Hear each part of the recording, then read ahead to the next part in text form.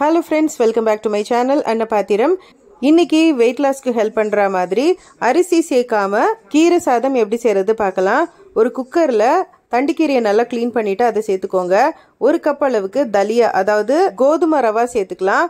இப்போ இதுக்கு தேவையான மசாலா அரைச்சுக்கலாம். கொஞ்சமா தேங்காய், பச்சை மிளகாய், ஜீரகம் இதை நல்லா ஃபைன் பேஸ்டா அரைச்சிட்டு இதுல சேர்த்துக்கோங்க. கூடவே தேவையான அளவுக்கு தண்ணியும் சேர்த்து ஒரு வெங்காயம் ஒரு தக்காளி இதையும் கட் பண்ணி சேர்த்துட்டு தேவையான அளவுக்கு உப்பையும் சேர்த்துக்கலாம். சேர்த்து நல்லா மிக்ஸ் பண்ணி விட்டுக்கலாம். நல்லா கொதிச்ச உடனேமே இந்த குக்கர் கவர் பண்ணிட்டு கரெக்டாக ஒரு 3 விசில் விட்டு ஸ்டவ் ஆஃப் பண்ணிக்கலாம். இதை நல்லா வேக வச்சு எடுத்தீங்க அப்படின்னா நல்ல பர்ஃபெக்டான அரிசி சேர்க்காத இந்த கீரை சாதம் பர்ஃபெக்டாக ரெடி ஆயிரும். டேஸ்ட் ரொம்ப நல்லா இருக்கும். இதுல கொஞ்சமா கடுகு தாளிச்சு நல்லா மிக்ஸ் பண்ணி எடுத்தோம் அப்படின்னா பர்ஃபெக்டான கீரை சாதம் ரெடி ஆயிடுச்சு.